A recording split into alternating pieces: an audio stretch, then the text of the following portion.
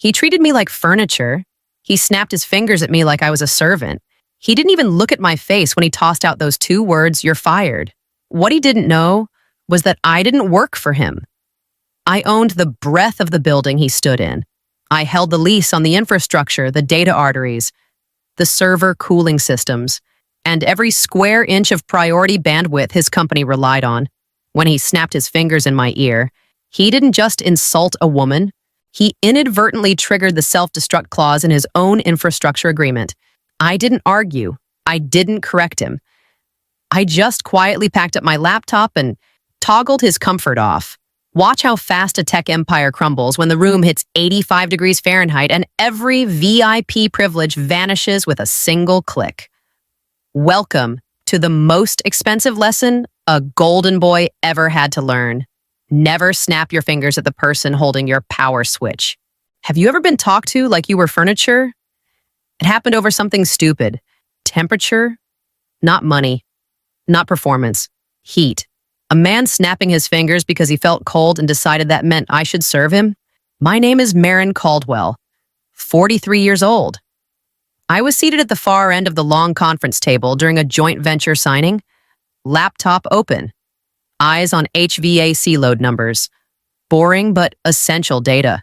The kind of numbers you check twice because if you don't, people sweat, freeze, or panic later. I was there because I own the infrastructure lease for this entire building. But to the men in the tailored suits, I was just a technician tweaking the air conditioning. I was tracing a column of data when I heard it. Snap. Not across the room, right next to my ear. I didn't flinch. I wish I could say that was confidence. It wasn't. It was the muscle memory of years in technical environments where you learn not to react too fast so you won't be labeled dramatic. Another snap. Louder. A gold ring clicking against the glass tabletop. Hey, girl, turn the heat up. I'm freezing. I kept my eyes on the screen. I thought he'd realize his mistake on his own. I simply said, I'm busy. The room shifted. Chairs stopped moving. Someone's keyboard went quiet. That was it. That was the whole crime. His chair scraped back hard. A laugh, sharp and short. Unbelievable. Pack up. Your contract is terminated. You're fired. Not a conversation. Not a warning. Just a sentence tossed like trash. People stared at the table, at the walls, anywhere but me. I closed my laptop. The hinge clicked louder than it should have. 10 minutes later, the glass door opened again. The building manager stepped in, a folder tucked under his arm and a celebratory look on his face. His eyes scanned the room, then landed on me. The folder slid onto the table. His voice dropped into a register of pure terror. Who just fired the infrastructure landlord? Silence hit the room like physical pressure. His hand came up, trembling slightly, pointing at me. Yeah. That was the exact second I realized this day wasn't going to end normally. Why didn't I stop him when I could? The question sat there, heavy, while the room stayed frozen. Nobody moved. Nobody laughed. Then he did. A loose shrug. A grin like he just told a joke that didn't land. Relax. The word bounced wrong. Too casual for what had just happened. Someone behind me whispered my name. Or tried to. They got it wrong. Close enough to sting. That part surprised me more than the firing.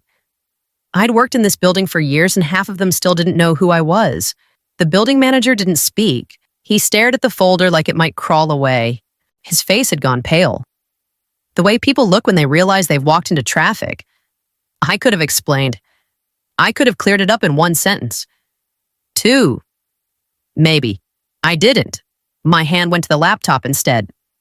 I closed it. Slow, careful, like I had all the time in the world. The click echoed. It wasn't loud. It didn't need to be. That set him off again. His jaw tightened. He hated that I wasn't scrambling. Are you deaf now too? The laugh didn't come this time. I slid the renewal folder out from under my arm and placed it on the table. Right in front of his seat. I didn't open it. I didn't tap it. I just let it sit there. Heavy. Obvious. On purpose. The building manager flinched. He didn't follow me, didn't call my name. He looked sick. Like he'd missed the last step on a staircase and hadn't landed yet. I walked out. The hallway felt too quiet. The elevator arrived immediately like it had been waiting. I stepped inside. The doors closed. The chime sounded bright, cheerful, completely wrong for the moment. I leaned back against the wall, exhaled once. That was it. No one apologized. Not then. Not yet. I know what you're thinking. Say something. Correct him. Don't let it stand. I didn't. I swear. I didn't. The elevator started down, and for the first time all morning, I let the silence do the work for me. How long does it take panic to set in? I wasn't there to see it start. The VP's son's mistake wasn't just firing a woman. It was unilaterally terminating an exclusive service-level agreement. The moment I walked out, the whispers began. Wait, who was she again? The building manager cleared his throat, trying to hide the tremor in his voice. She's not our IT. A pause. She's not on the payroll either. That landed harder. You could almost feel the screens in the room go dark. Marin Caldwell owns the infrastructure rights and priority bandwidth for this entire block. You just revoked your own right to be serviced. The son, the VP's kid, let out a defensive laugh. You're joking. No one joined him. Someone reached for the folder I'd left behind. Too fast. Like grabbing evidence before it vanished. Pages flipped. My name sat at the top. Big font. Clean header. No ambiguity. Marin Caldwell Managing Authority. Infrastructure and connectivity. The temperature in the room shifted without the thermostat moving. Phones came out. People were texting under the table. Someone muttered the word legal like it might bite. The building manager rubbed his face with both hands. He wasn't sweating from the heat. He was sweating because he realized they were standing on a glass floor. And the golden boy had just taken a sledgehammer to it. Is it still revenge if it's allowed? My office is on the 4th floor. No windows, no view. Just concrete, cables, and the low hum that never really stops. I like it that way. Nobody wanders in by accident. I dial legal. I don't vent. I don't explain the snapping or the word girl or the way the room went quiet. I stick to facts because facts don't shake. A pause on the line, paper moving, a breath. Did they terminate the agreement? Yes, that's all it took. Silence. Not awkward. Calculating. Then you can't provide services. No drama. No advice. Just the rule. I thanked her and hung up. The hum behind the wall felt steadier after that. Like the building itself had agreed. I opened the control panel. Not fast, not angry. One tab at a time. Cooling priority first. The line that kept their servers comfortable through bad summers. I hovered for a second, then toggled it off. The system accepted it without complaint. Next tab. Bandwidth boost. The extra lane that made their meetings look sharp and their uploads painless. Disabled. Another tab. Elevator preference. The one that shaved minutes off their mornings and made them feel important. Reverted to standard. Each change clicked into place with the same dull confirmation. No alarms. No warnings. The system doesn't care why. It just follows instructions. I waited for something to hit me. Rage, guilt, a spike of satisfaction. Nothing did. That surprised me, and I felt steady, focused, like checking items off a list that should have been done earlier. Through the wall, the server room hummed. Constant, loyal. Machines don't take it personal. They just do what they're told. I know it sounds cold. It felt clean. The phone lit up again. I didn't answer. Not yet. I leaned back, hands off the keyboard, and let the changes propagate. Somewhere above me, things were about to get uncomfortable. Not broken, just different. Why do people always assume systems fail for no reason? The first email hit my inbox before I finished my coffee. Wi-Fi's weird. No greeting, no name. Just that. A minute later, another one stacked on top. A C acting up on our side. Then my phone lit up. His name? Again. I didn't pick up. The third message came through with less patience. Tell IT to fix this. Now. IT. Still. Like nothing had changed. Like the word landlord hadn't been said out loud in that room. I let the phone buzz itself quiet and opened the archive folder. Drag, drop. Clean. Each message landed in place like evidence bagged and tagged. I didn't type back. Silence does more work than arguing ever did. Upstairs, the changes started to surface. The temperature graph ticked up in steady increments. Not dramatic, just enough to make jackets come off. Meetings stuttered. Video froze on bad expressions. Audio slipped half a second behind mouths. The kind of lag that makes people talk louder instead of smarter. Another call. I let it ring. A low beep came through the monitoring feed. One access panel failing safe, not locked, not open. Confused. The system does that when it can't verify priority. A message popped in from facilities. Doors aren't behaving. Then the yelling started. I didn't need audio to know. You can see it in the way people move on camera. Hands chopping the air, someone slamming a door that doesn't quite latch, someone else backing away.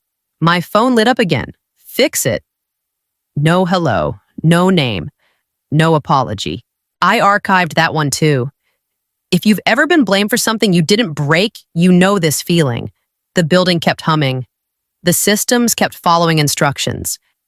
And upstairs, denial started cracking under its own noise. When do you stop waiting for an apology? The meeting wasn't planned. It wasn't some mastermind move. It happened because someone asked if I had time. And I didn't say no fast enough. We sat across from each other with a thin folder between us. No small talk. No pretending we didn't both know why we were there. He flipped the folder open and paused like he was bracing for bad news. What's actually available? Not greedy. Careful, I told him. Straight numbers, capacity, cooling headroom, priority lanes, no hype, no pitch voice. I didn't sell it. I laid it out and let the silence do its thing. He leaned back, ran a hand over his face. The chair creaked. That's immediate a nod. Once, that was all. He hesitated. Long enough that I felt it in my jaw. I hesitated too. That surprised me. I thought I'd be past that by now. I wasn't. The snap came back to me, the sound, the ring on glass, the way the word girl landed like a verdict. I looked down at the signature line and felt my hand hover. This locks it, he said. Quieter now. No reversals. I knew. That was the point. The pen scratched when I signed. Dry paper. Cheap ink. The sound stuck with me longer than it should have. He didn't celebrate. Just signed his side and slid the folder back. A notification chimed on my screen. Routes updating. Priority shifting. The graph jumped, then settled. Somewhere above us. A lane went dark and another lit up. No undo button. No grace period. Just done. This is where you'd probably stop being nice too. He stood first, offered a hand. I took it. Firm, professional, over in seconds. When the door closed behind him, the room felt smaller, quieter, heavier. I sat there a moment longer, watching the system finish what I'd started. The changes propagated cleanly. No errors, no warnings. Permanent felt like that. Not loud, just final. What does power look like when it stops working? The lobby was already crowded when I walked in. Not the usual shuffle. This was clustered. People holding badges out like they'd lost something important. One swipe, red light. Another, same. A security guard stood behind the desk, calm but firm, repeating the same sentence with different faces in front of him. No access. Please step aside. Try later. Voices rose. Someone laughed like this was a prank that went too far. Someone else cursed under their breath. Then the shouting cut through it. He was near the front. Sleeves rolled up. Hair already off by a day or two. Same voice. Louder now. Sharper. This is insane. I have a meeting. Let us up. The guard didn't move. Neither did the rope. I felt eyes turn before I heard my shoes. That's how it always happens. People notice stillness before they notice motion. He saw me and broke from the line. You did this. The words landed like an accusation meant to gather allies. None came. The guard stepped between us without looking back at me. Big shoulders, open palms. Sir, back up. He pointed around the room like the evidence was obvious. She locked us out. The badge reader flashed red again. Slow, unimpressed. I stopped a few feet away, close enough to be heard, not close enough to negotiate. You don't have access anymore. That was it. No edge, no explanation. The guard nodded once, like a checkbox cleared. Someone behind him whispered my name correctly this time. The red light blinked again when another badge tried. The sound was small. Mean. Almost, yeah, that felt different. He looked around like someone might override me, like power would rush in from the ceiling if he waited long enough. It didn't. The line shifted. People stepped back. A few phones came out. Angled low, I turned toward the elevators. My badge touched the panel. Green. Immediate. The doors closed on his face mid-sentence. The car started up. Smooth and quiet. Behind me, the lobby noise blurred into something distant, like weather you don't have to walk through anymore. They brought the full set this time. The VP himself, jacket still on like he might bolt. A lawyer with polished hair and careful eyes. And the son, a step behind them, staring at the floor. We sat across from each other in a small room. The fluorescent light overhead buzzed like an angry insect. The VP leaned forward, his voice low and controlled. We owe you an apology. There was a misunderstanding regarding personnel roles. Misunderstanding, I repeated. My hands flat on the table. Your son didn't misunderstand my role. He misunderstood his right to snap his fingers at anyone he deemed beneath him. The lawyer cleared his throat. We can adjust the compensation in a new agreement. We can get things back to normal. Normal, I tilted my head. Normal was when I provided priority bandwidth and cooling to keep your operations seamless. But the contract was terminated unilaterally. And I signed with a new partner this morning? The lawyer's pen stopped mid-roll. What do you mean, signed with someone else? The VP blinked rapidly. We are the anchor tenant here. I said, your competitor on the 12th floor has been waiting for this bandwidth package for 2 years. They signed and paid in full the moment your system flagged as vacant last Friday. Silence took over. The son finally looked up, his voice cracking. So, what do we do? I stood up.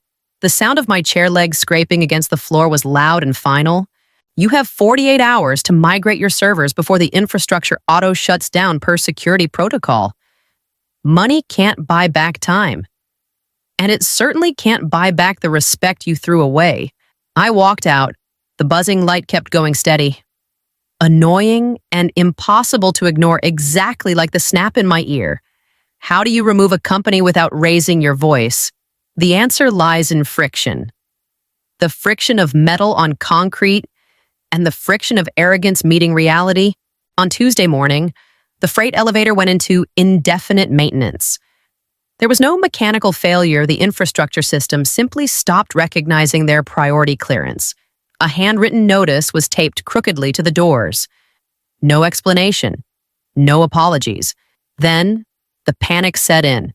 I stood at the corner of the hallway, watching 2 drenched technicians struggle to heave a heavy server rack toward the stairwell. The clang of metal against concrete echoed with every grueling step. Because the central cooling had been severed, the temperature in the stairwell had climbed to 85 degrees Fahrenheit. The smell of hot plastic and stale sweat hung in the air, thick and suffocating. A woman from their product team walked out and placed her badge on the reception desk. No speech. No tears. She just turned and walked through the revolving doors. An hour later, another followed, then another. Quiet exits that didn't require resignation emails. The VP's son appeared in the lobby. Face flushed a deep red, struggling to push a cart loaded with expensive hard drives. He saw me. His eyes no longer held arrogance. They held the desperation of a man realizing he couldn't snap his fingers to control gravity. The elevator. Why isn't it working? He wheezed. I didn't look at him. I looked at the schematics in my hand. Priority infrastructure is reserved for official partners. Right now, you're just uninvited guests occupying space. By the end of the week, the upper floor looked like a scavenged battlefield. Servers had been dismantled by hand. Cables lay severed and tangled like dead snakes. Plants were left behind because no one wanted to carry the dead weight of dirt. You don't need to win loud to win completely. A facilities guy nodded to me as he began clearing the debris they'd left behind. The stairwell door closed with a hollow latch. It was the final sound of an empire that collapsed over a single, misguided snap. Does winning always feel like winning? The new tenants arrived on Monday morning. Early. Boxes were labeled clearly. They were the kind of people who paused at the threshold, observing the space with respect before taking their first step. One of them stopped, caught my eye, and offered a slight nod, hands open in a gesture of cooperation. Where would you prefer we stage the equipment? I pointed to the schematic. He nodded. No attitude, no rush. Another followed with a clipboard. He didn't assume. He asked twice to verify the power load requirements. When they brushed past the control panel, someone murmured a thank you. It wasn't a strategy to win me over. It was just how they moved through the world. I watched for a bit, then went back to my office. The key turned. Click. The same sound it's always made. The door shut clean behind me. The hum of the system settled in, steady and familiar. Numbers came up on the screen. Load balanced. Temperatures flat. Everything where it belonged. I thought about that moment. The snap, the word girl, the chance I had to correct him right there before any of this started. I could have saved time, saved face, maybe even saved him from himself. I didn't, and I still don't know if that was right. What I do know is this. I won't explain myself next time either. I'm not obligated to make someone comfortable who chooses to be disrespectful. People mistake silence for weakness because they don't know how to listen for the undertones. Systems don't make that mistake. Contracts don't. Buildings don't. They respond to clarity. The day wound down. The new team packed up. One of them waved on the way out. A small thing. It stuck. I shut down the screens. One by one. The hum stayed. It always does. Here's the life lesson I walked away with. And it isn't pretty or polite. You don't owe clarity to people who decide who you are without asking. If someone talks down to you, believe them the first time, then let your actions finish the conversation.